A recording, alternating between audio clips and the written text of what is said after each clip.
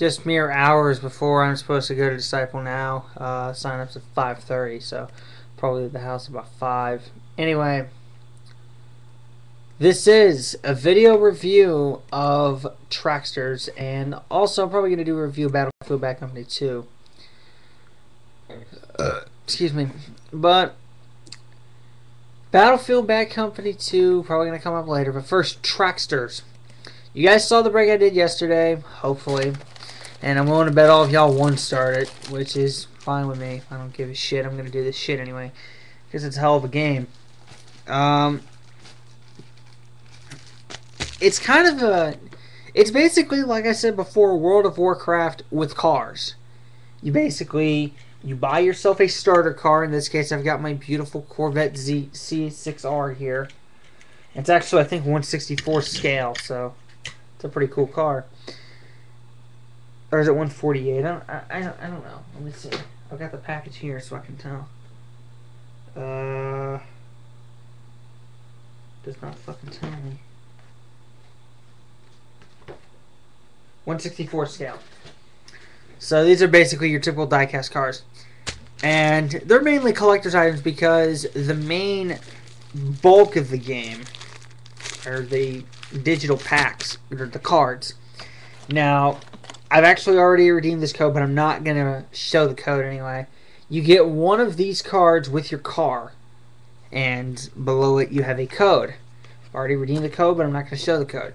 You enter your 12-digit code. What you do, you go to Tracksters.com, you register, come up with a name, put in your 12-digit code, and you've registered the car.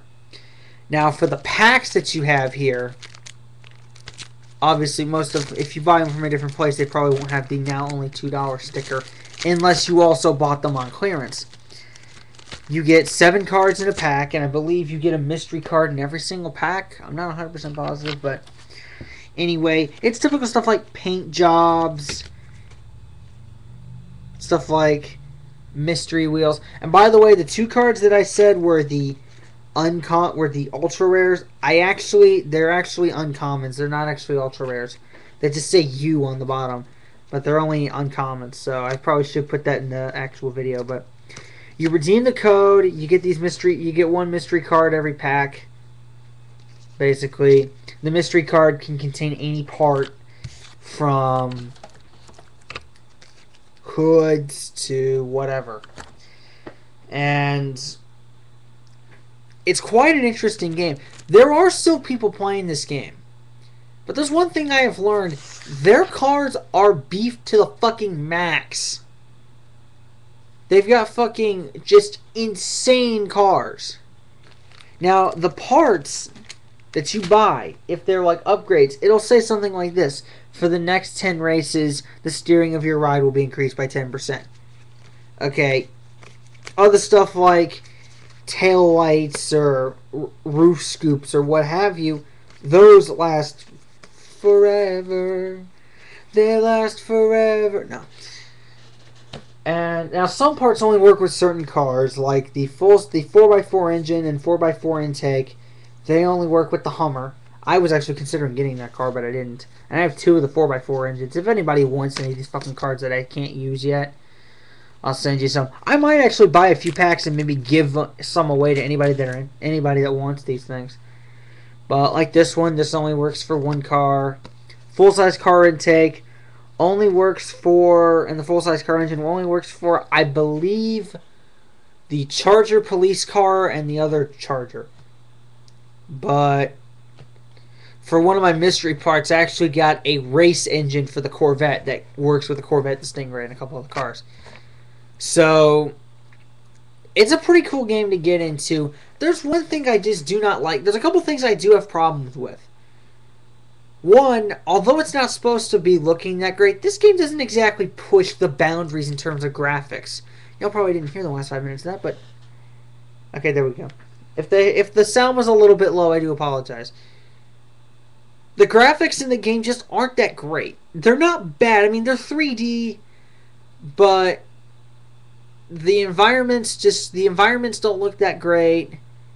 It basically looks like an early gen PC game. But the real issue is the driving mechanics. No matter what I did, these are muscle cars. I understand they're not supposed to handle that well. But you would turn, you would try and get on the brakes. The brakes would not work. You try and turn, and you'd have to be slowed down to like 30 miles an hour before you'd actually be able to turn. Sometimes the game would overturn you, and you would end up in a wall 5 seconds behind everybody else. I remember a bunch of online races where I'm spending half a lap just trying to get the car to go straight. Now, granted, I haven't grown to the game yet, so your experience may be different. But I've been playing racing games all my life, and I haven't experienced a control scheme this difficult. Then again, this also equates to the fact that I am using arrow keys, so that could be different also. But still, it shouldn't be this hard to steer a car in a racing game. You should be able to steer the car just fine. Also, there's a bunch of lag issues. There's a bunch of lag issues. There's a bunch of lag issues. Seriously. I mean, sometimes you will see that's typical for online, but some people, you'll get into a race with them, and their car will be like this. They'll be driving, they'll be like flipping up and down, left and right. It's fucking annoying. The AI cars will even be doing that on their race too. Now, you can race against AI cars in the single player, but keep in mind you can only race against 4 others. Single player. Multiplayer, you can race, I think, with up to like 7 other people, which is not bad. But still, there's not too many people playing this game. I'm sure there's going to be a bunch more people playing this game. Then again, I played this game Thursday night, so your experience is probably different. There are probably going to be a lot more people on tonight, but unfortunately I can't go on because I got to go to Disciple now. But you've still got... They're basically going to be going up against super-powered, high-level cars. So you gotta get in there. You gotta get a bunch of upgrades. But overall, I say it's actually not bad. It's not WoW quality. It's not going to achieve the popularity of WoW. Let's be honest here. But for entry level, if you guys are looking for something to get interested in, for $2 a pack for the parts and for $5 for the car, if you can find them on clearance for that much, I found it at my Books A Million at Concord Mills. But if you can find them for something that cheap, you can get in cheap, get a couple packs, have fun with it. Build up your car, buy some upgrades, do what you got to do. Just have fun with it. It's a cool game. It's a cool little game, and especially now, to get in this cheap, to get in $5 a car and $2 per track pack for 7 parts, that could help you drastically in races. It's a brilliant game.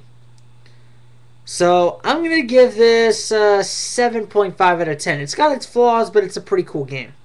Stay tuned for Battlefield Bad Company 2.